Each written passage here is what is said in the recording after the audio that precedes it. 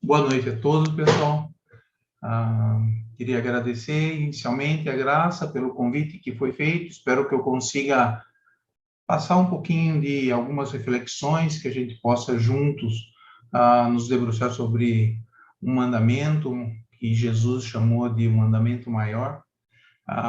Eu acho que é uma ideia muito importante.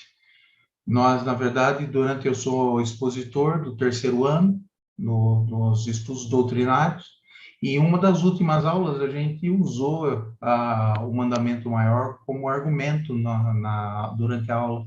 E eu acho que eu nunca havia me debruçado sobre ele para realmente estudá-lo. Então, acho que é um momento importante que a gente tem e que eu acho que pode nos trazer bastante coisa, se não nova, pelo menos dar um refresco, dar um refresh dentro do nosso aprendizado, dentro do caminho para a evolução. Então, antes da gente iniciar, eu gostaria de fazer a abertura com uma pequena oração.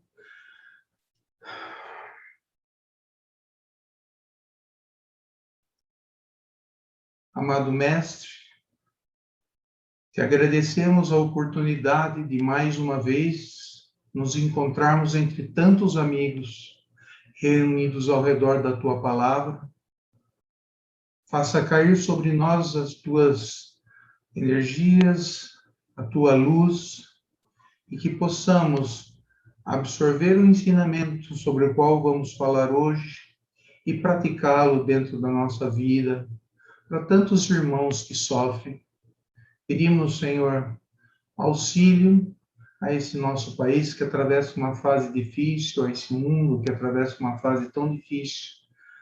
Auxílio às pessoas que sofrem, aqueles que têm fome, aqueles que estão nos hospitais.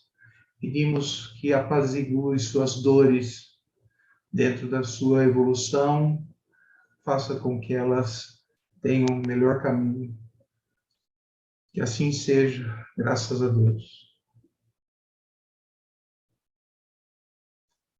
Ok, vamos lá, pessoal. Como falei, nós vamos falar sobre o mandamento maior, né? Falando sobre isso, eu vou compartilhar um slide só com vocês, só para que a gente possa nos focar um pouquinho, né? E falando um pouquinho de história aí, né? É tão gostoso quando a gente entende um pouquinho qual era o contexto em que Jesus comentou determinadas coisas, né? Então, nós vemos aí uma figura clássica de Jesus falando ao povo, nesse caso aos saduceus, e lá atrás a gente vê os fariseus, os doutores da lei, observando que Jesus estava cativando o povo. E os fariseus sempre querendo fazer com que Jesus se contradissesse ou contradissesse alguma das leis maiores, né? Então, nesse momento, um dos fariseus tentando Jesus, ele faz uma pergunta. E os fariseus, eu vou ler para vocês. E os fariseus, ouvindo o que ele fizera emudecer os saduceus, reuniram-se no mesmo lugar. E um deles, doutor da lei, interrogou-o para o experimentar, dizendo: Mestre, qual é o grande mandamento na lei? Como eu disse, um dos pensamentos dos fariseus nessa hora tentava fazer com que Jesus contradissesse as leis mosaicas que regiam o povo naquele tempo, né? Jesus disse: Amarás o Senhor teu Deus de todo o teu coração e de toda a tua alma e de todo o teu pensamento. Este é o primeiro e grande mandamento. E o segundo, semelhante a este, é: amarás o teu próximo como a ti mesmo. Destes dois mandamentos dependem toda a lei e os profetas. Isso quem nos reportou foi Mateus. Então, é interessante, né? Porque vocês vejam que o mandamento em si, ele é simplório. Ele são dois mandamentos, na verdade, quando ele diz que do do segundo mandamento é semelhante ao primeiro, ele praticamente iguala os dois. Consequentemente, nós temos um mandamento, porém, o que me despertou o interesse durante a aula dos estudos doutrinários foi que ele diz: destes dois mandamentos dependem toda a lei e os profetas. Né? Então, vamos pensar um pouquinho, vamos analisar um pouquinho, né, como uma coisa de tão grande profundidade, onde Jesus diz: este é o primeiro e o único mandamento, e tudo depende dele. Vamos dar uma olhadinha juntos, vamos tentar entender, dissecar isso um pouquinho, né? Tem muito mais coisa contida aí dentro, né? Nós não podemos nos esquecer que Jesus, durante toda a sua estada encarnado, ele falava de forma simples, muitas vezes por parábola, para um povo que era um povo simples também naquela época, né? Então, Jesus não conseguia, apesar de que ele nos trouxe a verdade que até hoje nos rege, ele não conseguia colocar toda a verdade naquele tempo pelo desconhecimento, pela falta de cultura e até de evolução do povo. Então, ele falava muitas vezes por parábolas e de forma simples, mas, na verdade, muitos dos ensinamentos de Jesus, talvez hoje nós ainda estamos tirando deles todo o ensinamento que a gente, muitos ensinamentos novos que a gente não consegue entender. Então, vamos dar uma olhadinha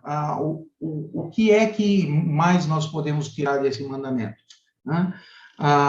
Uma das coisas nós podemos dizer que o mandamento ele se divide em dois, com ideias centrais, porém se divide em dois.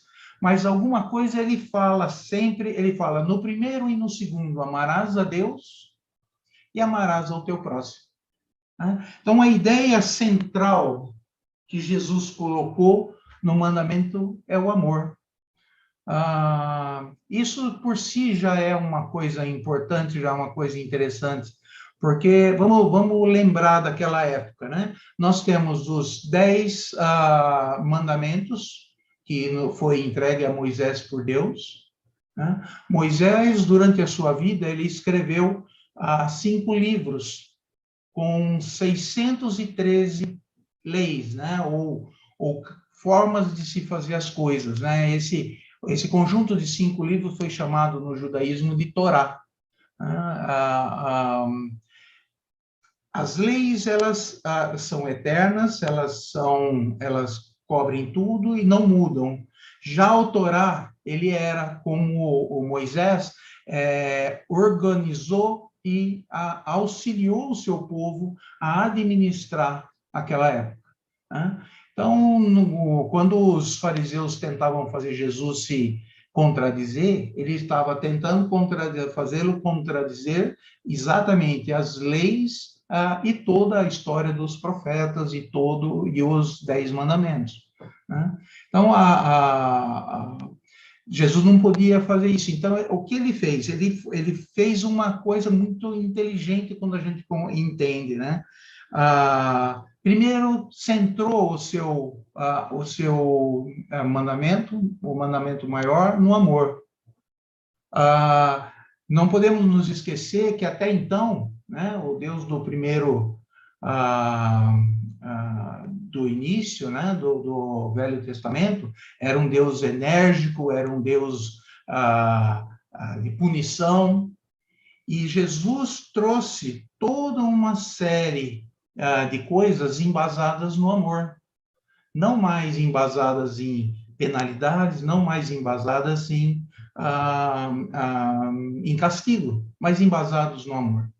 Então, quando Jesus fala, vamos amar o nosso próximo como a nós mesmos, será que ele falava no amor? Será que o pessoal daquela época, será que nós hoje entendemos o amor como Jesus nos disse?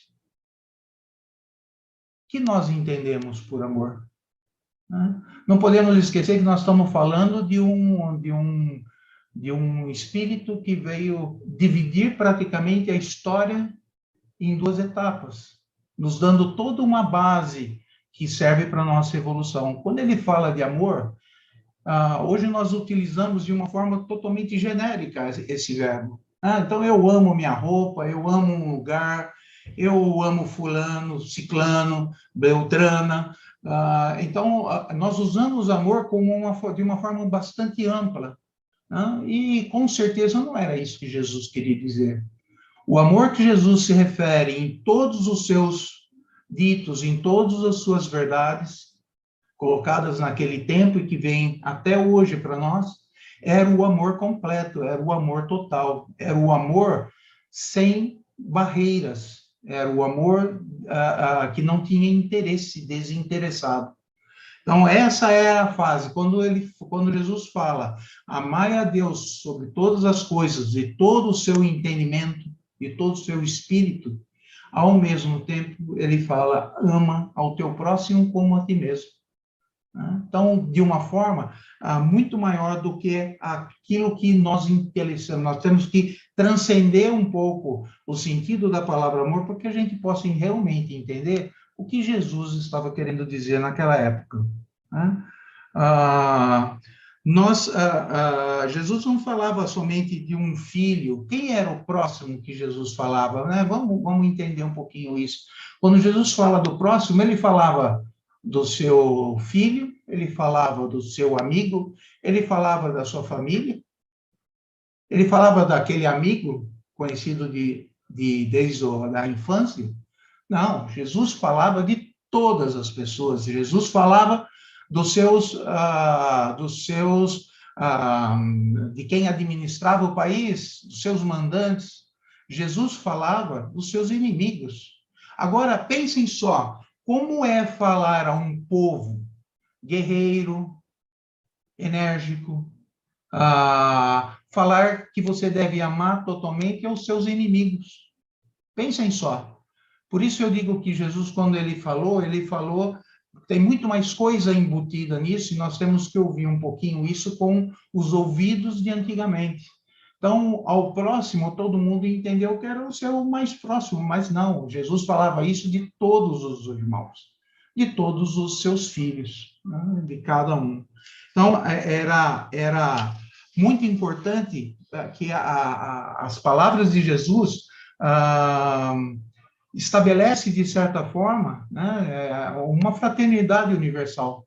Porque se nós temos que amar a todos indistintamente, imaginem só que nós não podemos fazer distinção a ninguém. Né? Esses conceitos, somente pouco a pouco foram se desenvolvendo. Né? Eu diria que até hoje nós ainda temos isso um pouco como dentro de um contexto, não de um mandamento, mas de algo que seria bom fazer. Mas isso estava no mandamento que Jesus definiu como sendo um mandamento maior. Né? Vamos dar uma olhadinha, vamos voltar um pouquinho.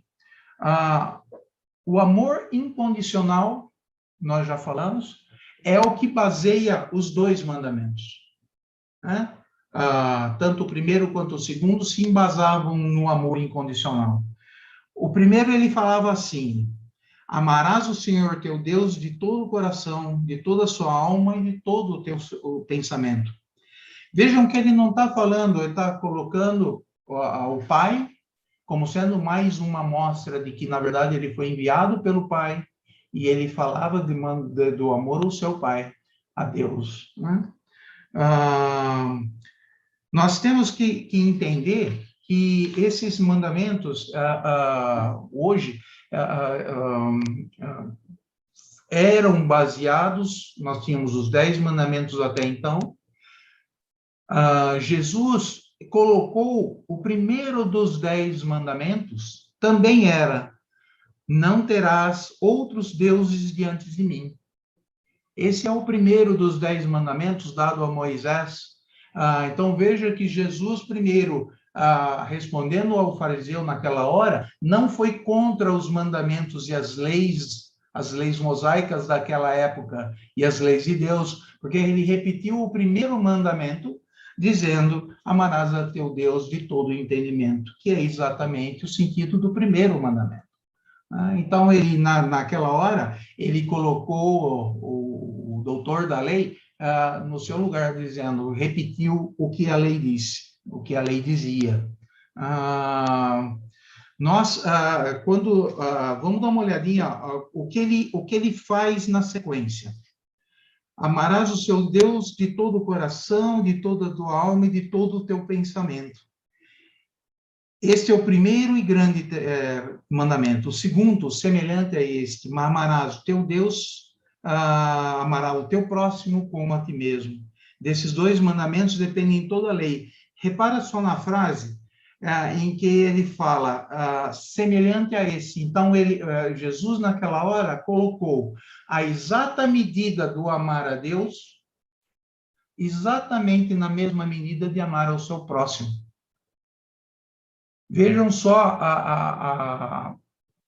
a pergunta que nós podemos fazer daí, são várias. Primeiro, conseguimos amar a Deus, conseguimos amar o nosso próximo se não nos amarmos?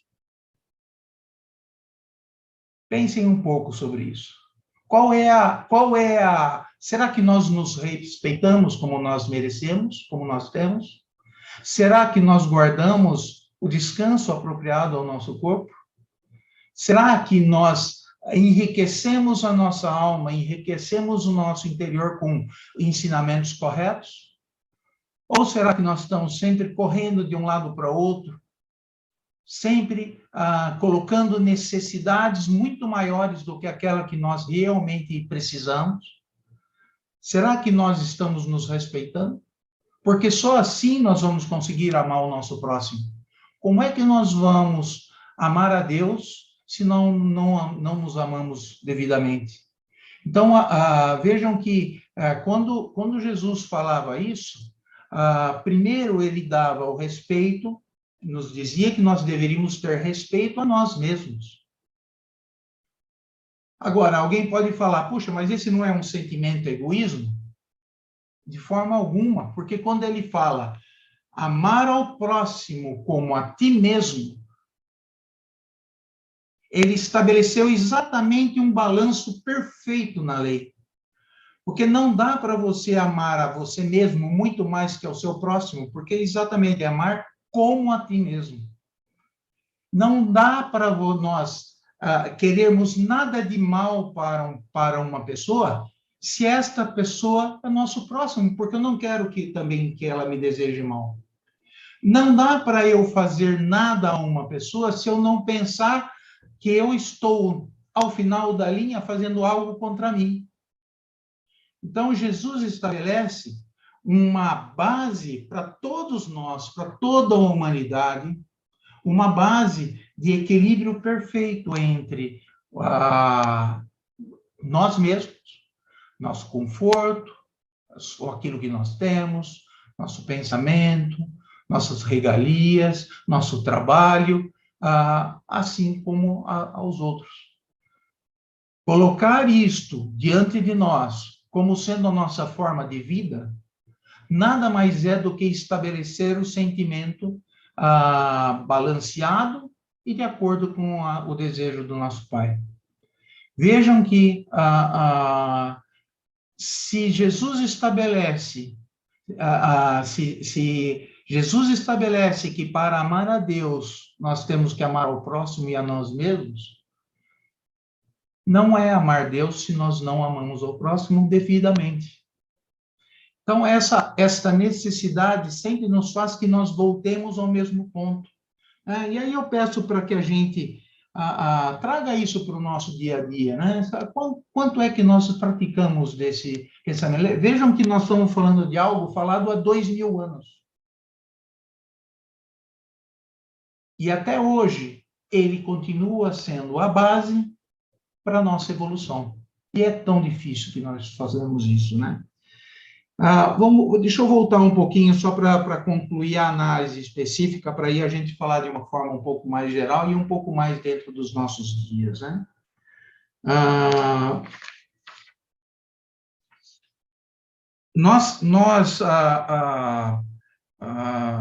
Como eu falei, o mandamento ele estabelece um equilíbrio tanto entre nós como o nosso semelhante, e estabelece isso como parâmetro de falar, de amar a Deus.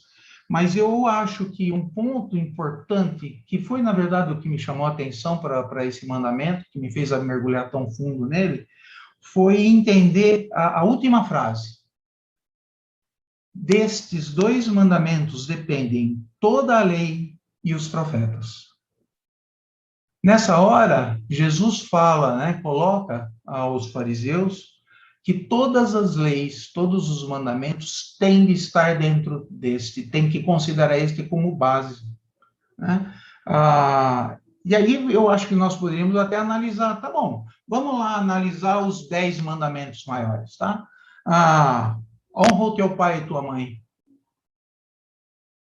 Ué, se eu gostaria de ser honrado, mesmo porque uma hora eu vou ser pai, ou eu vou ser mãe, ou eu vou ser filho, se eu quero ser honrado, eu tenho que honrar.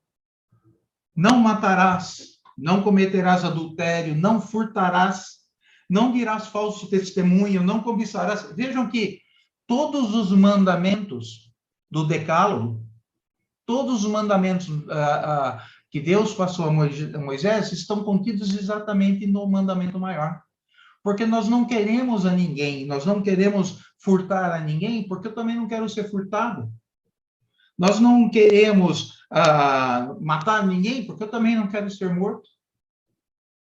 Então vejam que quando Jesus, olha a sabiedade, né, da palavra, ou seja, estes dois mandamentos reúnem todas as leis e todo o conhecimento dos profetas.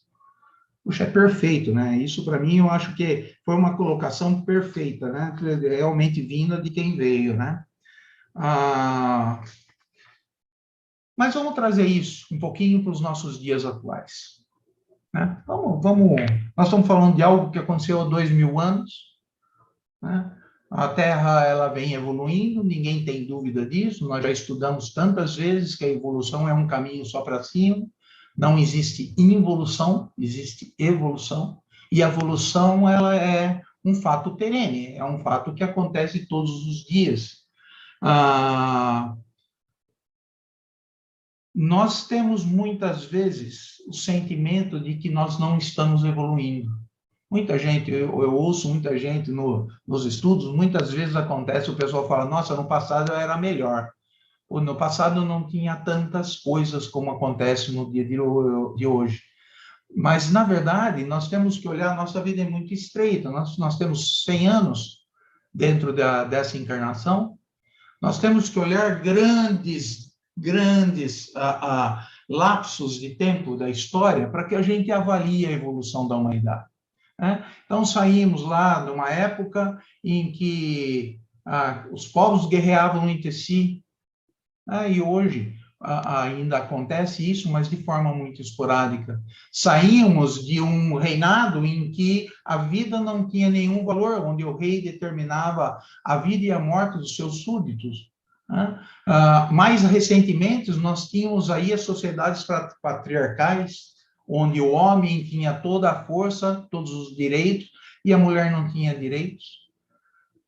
Até há muito pouco tempo atrás, pessoas, jovens, crianças, não tinham direitos. Então, nós podemos ver a história e a humanidade evoluindo com o tempo. E temos que analisar que e vamos chegar até o ponto onde a Terra vai evoluir, onde nosso próprio planeta vai evoluir, não mais de uma fase, de um estágio de sofrimento, mas já num estágio melhor, onde a gente vai poder realmente aproveitar um pouco mais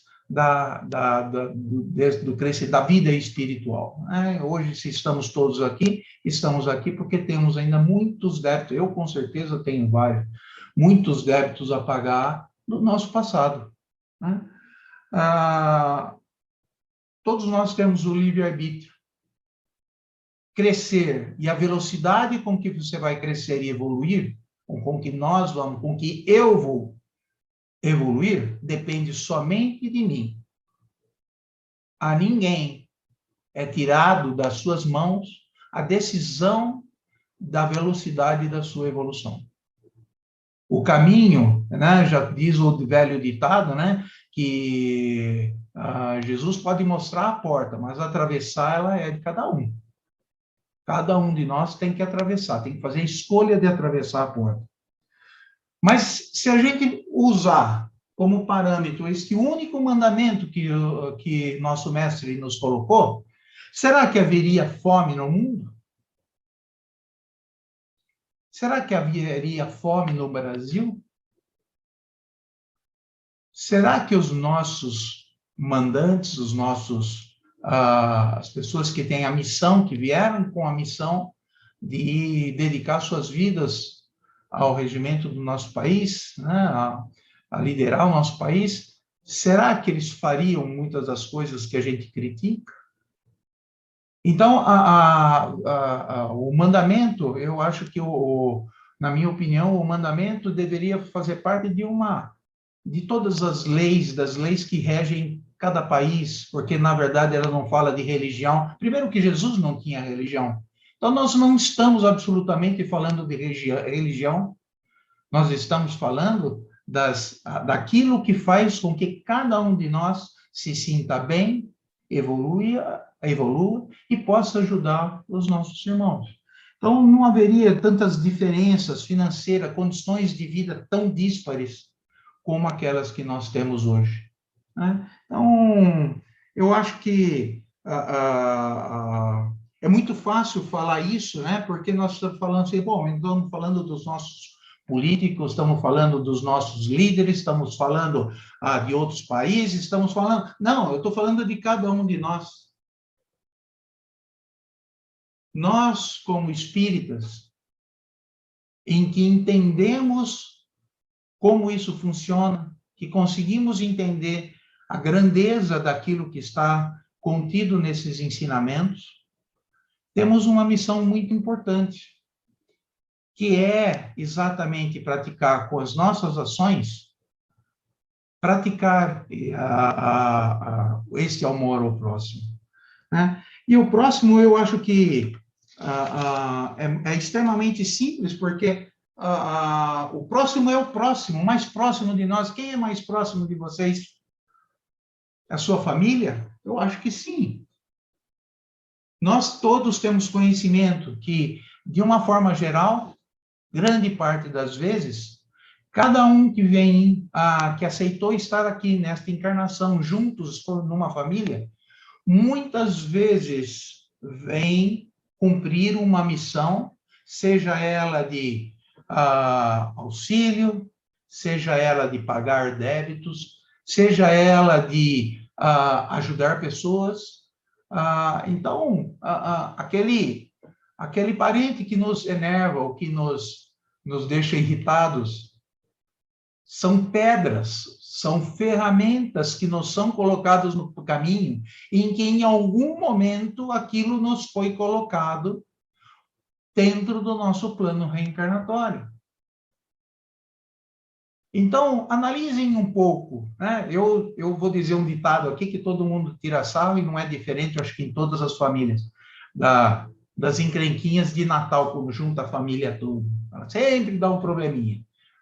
O problema, todos os problemas, aquele filho que é irascível, aquele parente mais afastado que nos trata às vezes mal, aquela pessoa que nos irrita, são, na verdade, ferramentas, pedras que nos são colocadas exatamente para o nosso aprendizado, para nós exercitarmos, porque se nós não exercitarmos quem está dentro da nossa família, quem a gente fala dia e noite, não vão nunca ajudar o nosso próximo lá fora. Primeiro, nós temos que praticar. Pratica com quem a gente gosta. Pratica com quem a gente quer ver bem. Então, eu acho que a beleza desse mandamento é que ele nos dá a base de vida. Ajudar ao próximo é mais um passo. Mas primeiro vamos pensar se nós fazemos o que nós podemos dentro das nossas unidades, dos ambientes familiares. Depois disso, vamos ver o que faz com as pessoas que nós encontramos, com aqueles amigos. Será que nós podemos auxiliar? Será que o nosso ambiente empresarial, quem trabalha em empresa, ou do nosso trabalho, sempre tem aquela pessoa que é aquela pedrinha no sapato, mas essa pedra no sapato está ali exatamente para a gente exercitar. Sabe, nós estamos vivendo um mundo muito polarizado, né? Isso não é só no Brasil, não, tá? Isso é no mundo inteiro. Mas depois é engraçado que depois eu tenho lá minha opinião, nós não estamos aqui para absolutamente falar sobre isso, sobre políticas ou, enfim, de medidas e tudo mais, não, absolutamente não quero. Mas eu quero chamar a atenção de vocês para uma coisa. Imaginem só, nós somos espíritos imperfeitos e encarnados. Será que temos nós a capacidade de analisar as questões sobre todos os lados e todos os prismas? Será que um de nós tem o domínio da verdade? Ora, se a resposta para qualquer dessas considerações é não, porque ela não pode ser sim, porque uma hora que eu encontrar uma pessoa que tem o domínio da verdade, com certeza essa pessoa está errada. Ninguém vai estar 100% certo todas as vezes. Você vai estar 100% certo dentro do ângulo que você escolheu analisar determinada coisa. Então, como nós podemos julgar qualquer pessoa que tenha uma opinião diferente da nossa? Será que nós não temos primeiro que atravessar aquela ponte que se estabeleceu no meio, aquela barreira? Será que nós não temos que atravessar a barreira? Quando nós falamos com fulano não dá para conversar. Mas será que não é exatamente isso que nós temos? Temos que atravessar a barreira de entendimento e tentar entender o que aquela pessoa está querendo dizer? Olha o amor ao próximo. Não é julgar, é tentar entender a verdade que está sendo dita, porque se duas pessoas falam sobre o mesmo assunto e supõe-se que os dois são inteligentes, em algum momento essas coisas têm que se encontrar. Então eu comecei a me questionar muito com relação a coisas, verdades que eu achava que eram verdadeiras totalmente. Né? Comecei a parar de analisar, comecei a tentar, mais simples, a tentar analisar, parar de analisar as pessoas com o meu prisma de medição, tentando entender qual é o prisma que orienta as decisões da outra pessoa. É um exemplo simples, mas é um exemplo que acabaria ou diminuiria muito essa polarização que a gente vê no mundo todo. Olha o amor ao próximo. Então, cuidado, eu acho que eu gostaria de ir encerrando, mas com esse pensamento. Né? Nós todos somos centelhas divinas, perenes, imortais, que vamos seguir numa linha de evolução até que nos tornemos mais próximos do nosso Pai. O ponto é, quanto tempo queremos ficar nesse caminho? Qual será a forma como nós podemos utilizar? E o que eu estou tentando falar e que serviu para mim, por isso eu acabo abrindo um pouco meu coração para vocês, é que dentro de uma coisa tão simples eu acabei me questionando com relação a mim. Então, quem sabe eu tentar entender o meu próximo não seja uma forma de eu evoluir. Tentar entender o que a pessoa está querendo dizer. Sabe? Então, são pedras, tudo isso são pedras, né? Nós falamos, nossa, tem muita fome. Olha o trabalho, né, que é feito dentro do centro, para tantas casas, né, que a Graça mostrou outro dia para nós, tantas casas que a gente ajuda, o que nós podemos fazer individualmente, né? Então, eu deixo vocês com esse pensamento, né? Amar a Deus sobre todas as coisas e todo o entendimento, e amar a nós mesmos e ao nosso próximo como a nós mesmos. Eu acho que aí está realmente contido todo o ensinamento. Tudo que vem depois é ensinamento que parte desse. E pode ser a métrica para várias coisas que a gente enfrenta dentro do nosso dia a dia. Ok?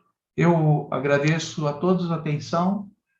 Espero que eu tenha podido passar a mensagem que eu me propus, acho muito importante e que a gente possa usá-la, possamos usá-la no dia a dia.